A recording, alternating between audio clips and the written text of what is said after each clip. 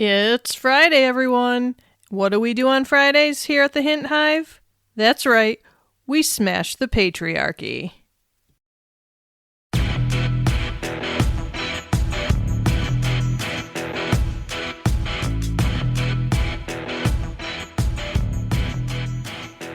Hey, my fierce, brilliant peacemaking queens. Welcome back to the Hint Hive, Amplifying Women's Voices, the space where we don't just talk empowerment, we embody it.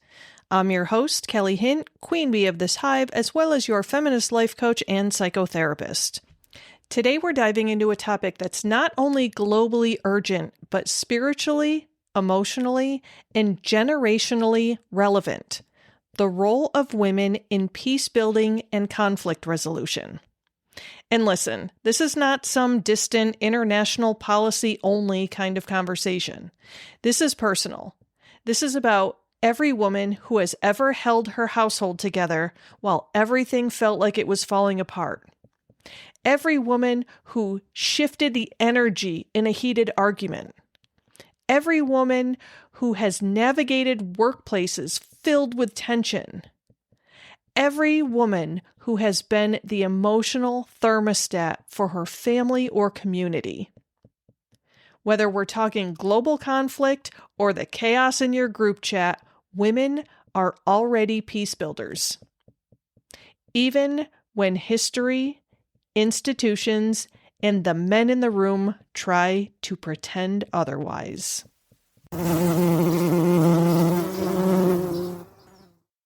All right, ladies, let's start by talking about why this topic even matters. So, when you picture a formal peace negotiation, the kind with long tables, translation headsets, too much coffee, and not enough humanity, the image is usually overwhelmingly male. Suits on suits on suits. But behind the scenes, it's the women who have hidden families during violent outbreaks, organized safe zones and shelters, negotiated community-level ceasefires, maintained social networks when entire systems collapse, and rebuilt trust and communication between groups. And here's the truth that the world still struggles to acknowledge. When women participate in peace processes, agreements are 35% more likely to last at least 15 years. This is from UN Women. And it's one of the strongest, most consistent findings in peace research. Women bring perspectives rooted in lived reality, not political ego. Hello, current administration in the U.S. Okay, we'll not go there today. Ladies, we are not chasing power for power's sake. We are chasing survival, sustainability, justice, and community well-being. But, shocker, we are still systematically excluded from decision-making tables. Why? Well, say it with me. Patriarchy. Always freaking patriarchy. So let's dive deeper into the invisible backbone of peace. Women have always been the unnamed architects of peace.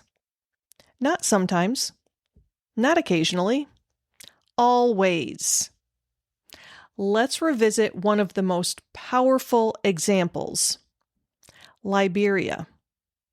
During the Liberian Civil War, women, across religious, economic, and cultural lines, may I add, organized a grassroots movement that literally shifted the country's trajectory.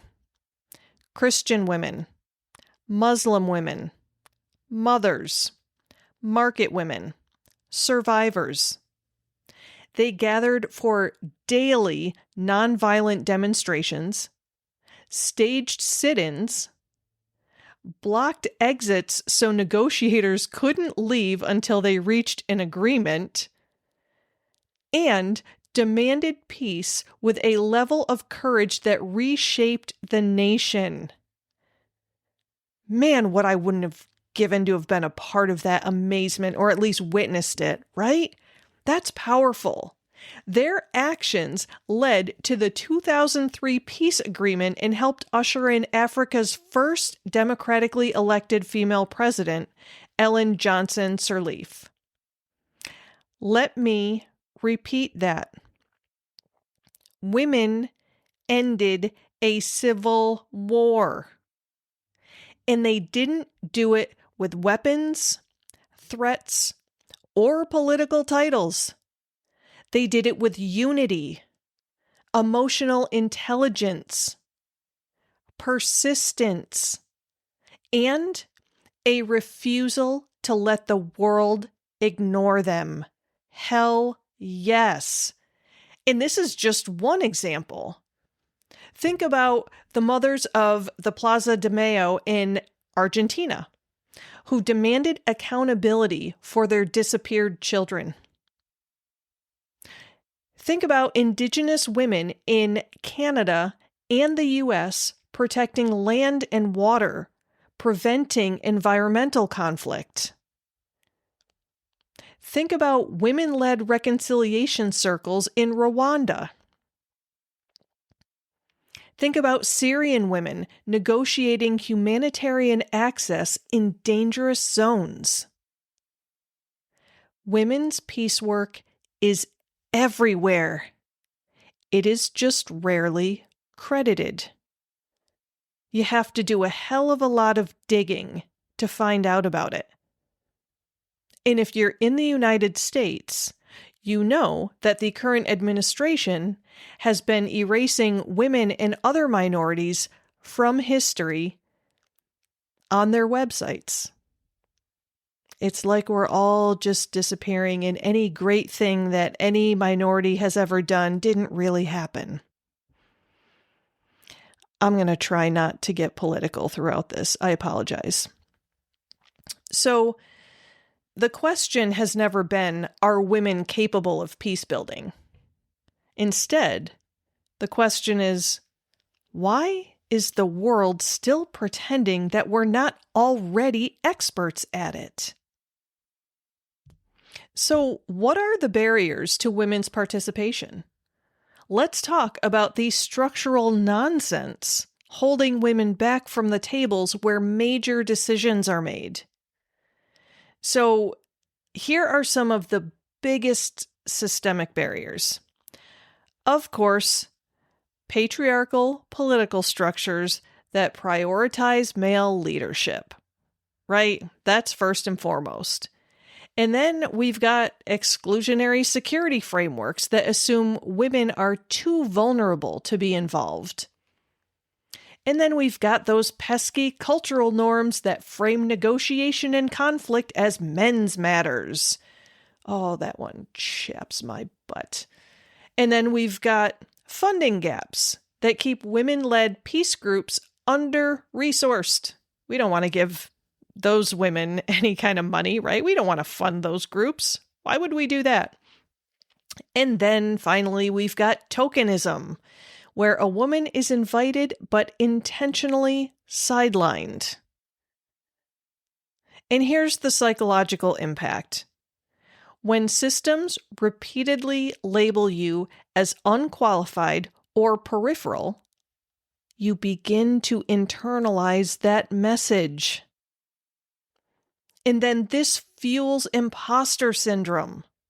Not because women aren't capable, but because the system is designed to make us question ourselves and each other. This is identity-level oppression, disguised as professionalism. Now, let's talk about the feminist approach to peace. Women often approach peace building differently and more sustainably than traditional male-dominated structures. Research shows that women tend to prioritize community safety over political dominance. They tend to advocate for long-term, inclusive solutions, not a quick Band-Aid fix to make them look better. They tend to build cross-community relationships. They listen deeply and facilitate dialogue. They consider the needs of marginalized groups.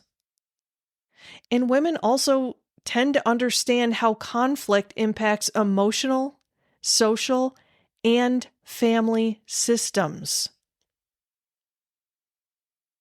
So, why are women so good at this? Well, because society forces us to develop advanced emotional intelligence.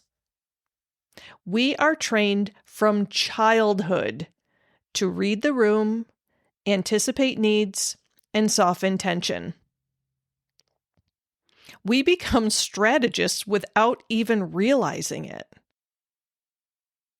And then another piece of this is women's trauma. Women who have trauma in their history tend to be a little bit more sensitive and intuitive to certain needs. And let me just emphasize that this is not a weakness. This is power. And feminist peace building is not soft. It is strategic, ethical, and radical. Women's peace building, feminist peace building, centers justice, collaboration, accountability, healing, sustainability, and human dignity. It understands that true peace is not the absence of conflict, it's the presence of equity. So let's bring this home. Micro-level peace building happens because conflict isn't just global, right? Conflict isn't just something that happens in faraway regions. Conflict shows up as tension with your partner, drama with your coworkers, sibling rivalries, boundary violations from family members, heated conversations in group texts, social media fights that go nowhere, community disagreements, and internal emotional battles. Women are often defaulted into the emotional labor of keeping relationships stable. We're taught to be peacemakers, but what that often means is don't disrupt the comfort of others. But real peace building is not avoidance. Real peace building is active. It's truthful. It's courageous. It requires vulnerability. It requires boundaries. It requires calling things what they are. And here are some psychological truths. Avoiding conflict increases internal stress. Unspoken resentment eventually erupts. Repair builds intimacy. Silence destroys it. Courageous conversations create trust. And peace without honesty is just repression. So women already do micro peace work every day. Now it's time to do it consciously. All right, so let's talk actionable steps for everyday peace building. Let's talk strategy. So here are some steps to embody peace building in your everyday life, because I'm willing to bet that most of my listeners are not part of the UN, are not part of the current administration's war team or anything like that, right? But we still get to use these peace building skills in our everyday life. And of course, number one, my favorite, practice assertive communication. Assertive, not aggressive. Big difference. Trust me, I spent decades trying to decrease my sometimes aggressive approach to a more assertive and confident way of communicating.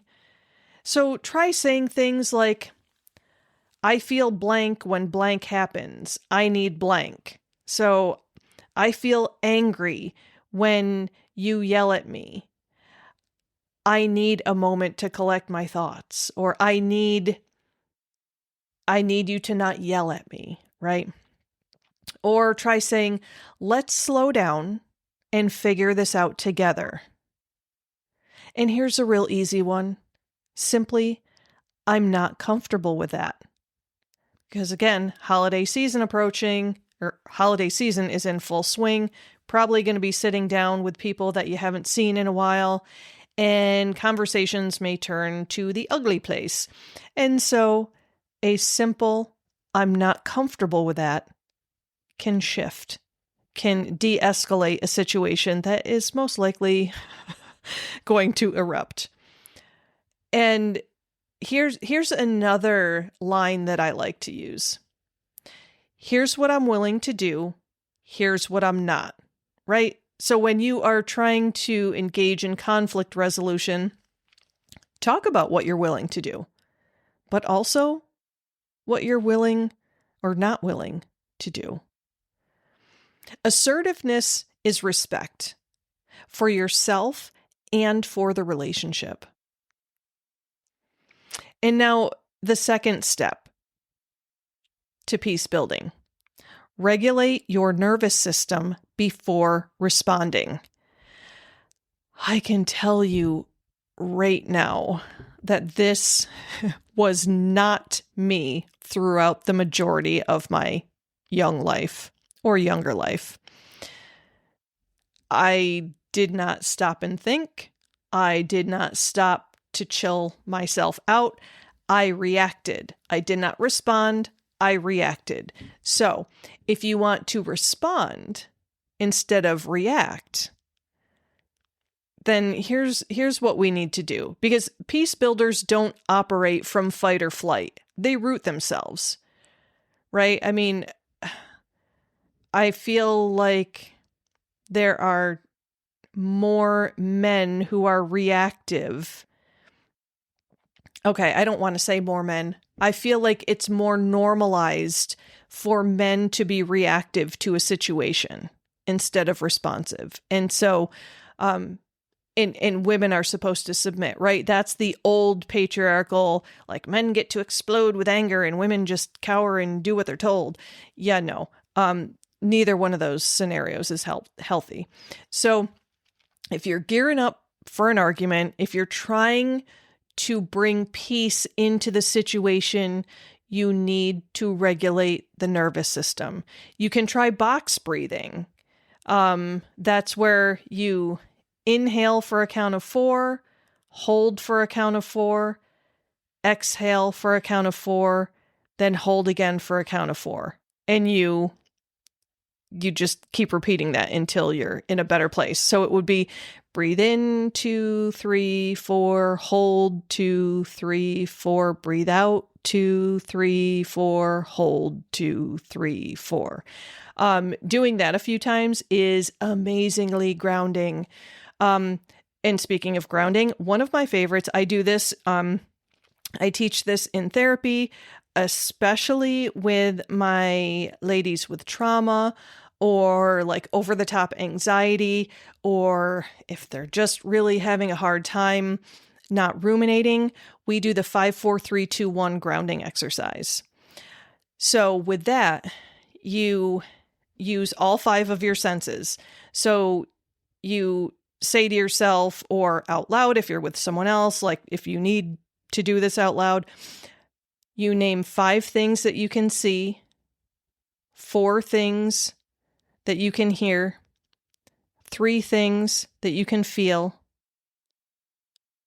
2 things that you can smell, and 1 thing that you can taste.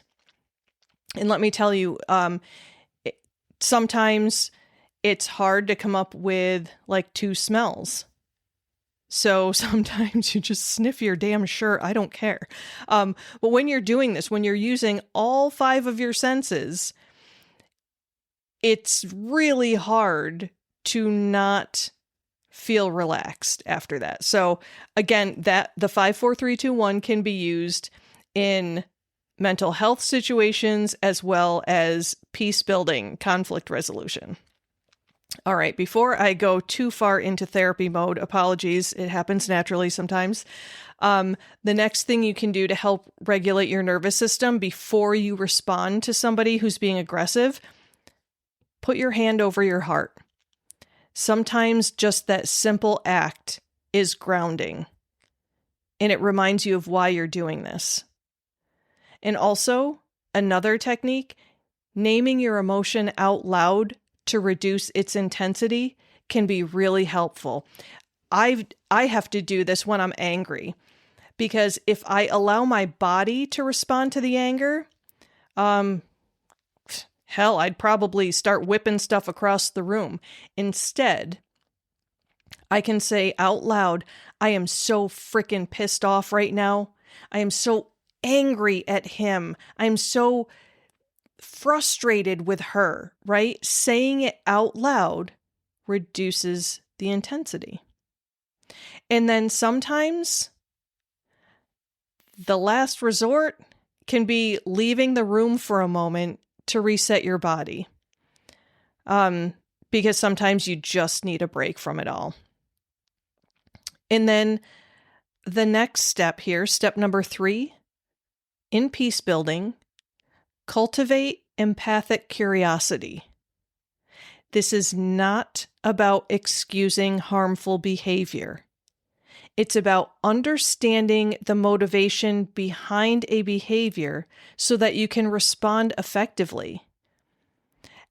Ask yourself, what's the fear behind their reaction? What part of me feels threatened right now? What outcome am I actually wanting here? And then step number 4, build bridges across differences. You do not have to agree with someone in order to understand them. Try listening without preparing a rebuttal. Try asking clarifying questions or looking for shared values between the two of you. And also challenging assumptions gently but firmly.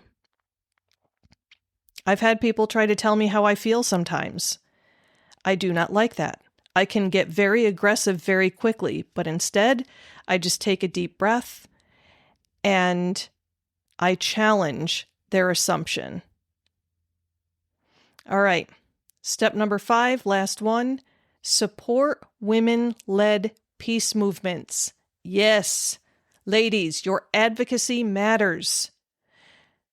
Find women-led peace movements, share their work, donate when possible, attend local events, educate others about their impact, and amplify their stories online.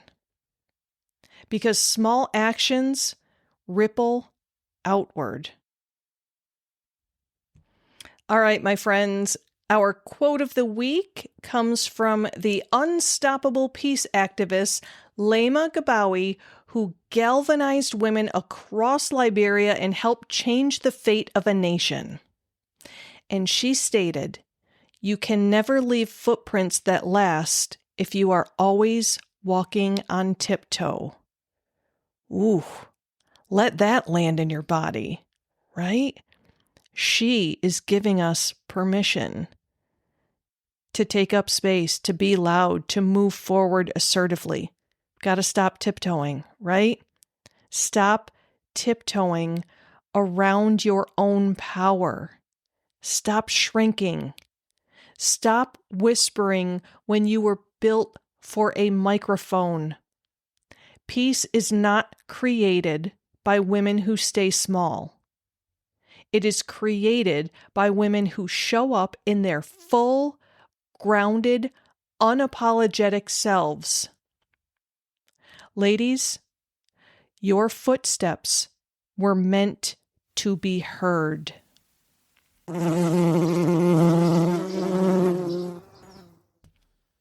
All right, ladies. If today's episode lit something up inside of you, good. That fire is intentional, and it means that you are ready. That fire is yours. Own it. Feed it. Harness it. This week, choose one conflict in your life, big or small, and approach it like a peace builder.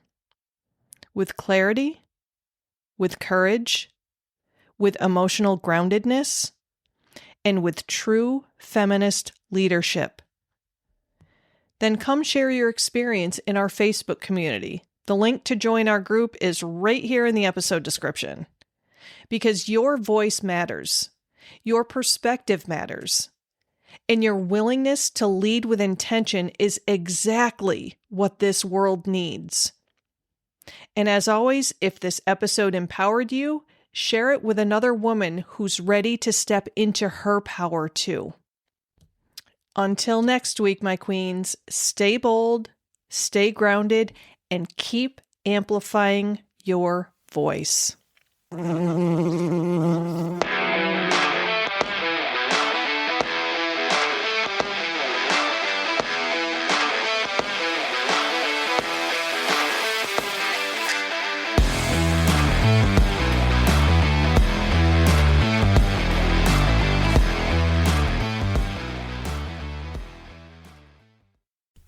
This podcast is powered by Kelly Hint Empowerment Coaching, as well as Kelly M. Hint LMHC and The Cranky Counselor. To find out more about coaching services, head over to CoachKellyHint.com. If you'd like to know more about the psychotherapy services I offer to individuals within the state of New York, you can check out KellyMHint.com. And if you'd like to learn more about aromatherapy, you can check out TheCrankyCounselor.com.